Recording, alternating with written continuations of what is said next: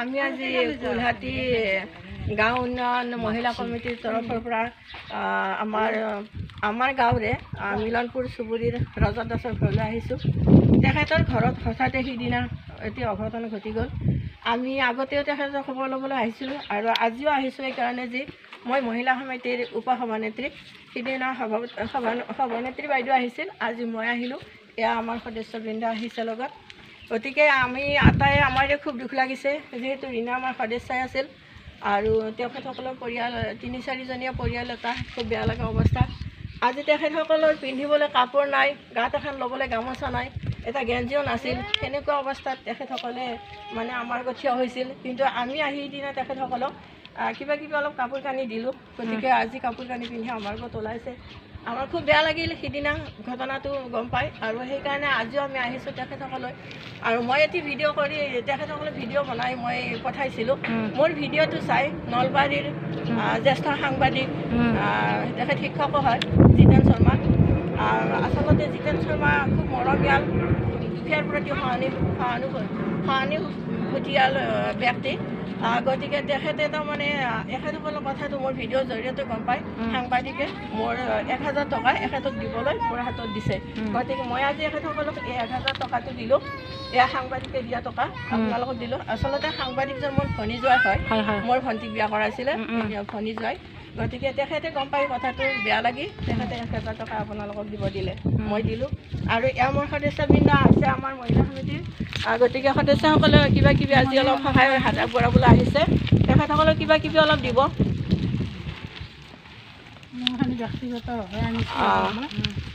খুব বেয়া লগা অৱস্থা, কাৰণ যিহেতু একোৱেই নাই আৰু সেইকাৰণে মানে গোটেইখিনি আহিছে আজি। আৰু আচলতে আমাৰ মানে এখেতসকলৰে বুলি নহয়, এখেতসকলৰ আপোনালোকৰ কি হয়, বৰদেউতাক হয় নেকি? ভাগিন হয়, মোমায়েক হয়, মোমায়েকৰ ঘৰতে একেলগে। গতিকে এখেতসকলৰো বহুত মানে ইয়াতে বহুত ক্ষতি হৈছে। মানে পাকঘৰ বা মানে ভাখৰি ঘৰ এইবিলাক চব মানে জুইত জাহ গ'ল। গতিকে বহুত বেয়া লগা অৱস্থা। সেইকাৰণে আমি মানুহবিলাকে আহি থাকিবলগীয়া হৈছে, কাৰণ পৰিয়ালটো মানে খুব দুখত ভাঙি পৰিছে। আমি সেইকাৰণে আহি আছোঁ, আমাৰো বেয়া লাগিছে।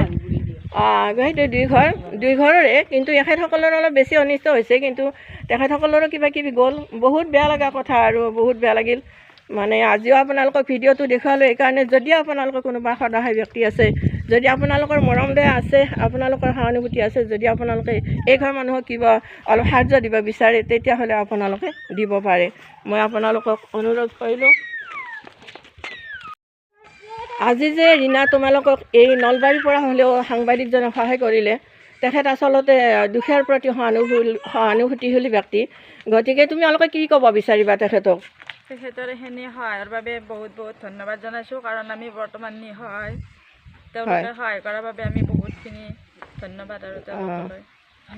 আৰু তুমি কি ক'ব বিচাৰিবা যে ৰাইজক?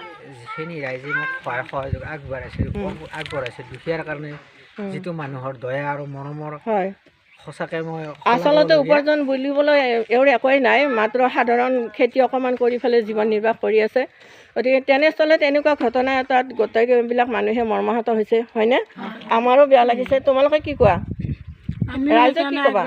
ৰাইজসকল আপোনালোকেও আমাৰ নিচিনাকৈ কি পাৰে অকণমান সহায় কৰক। হয়, এয়া এখেতসকলৰ ওচৰ চুবুৰীয়া। কি ভণ্টি কিবা ক'ব বিচাৰিবা নেকি?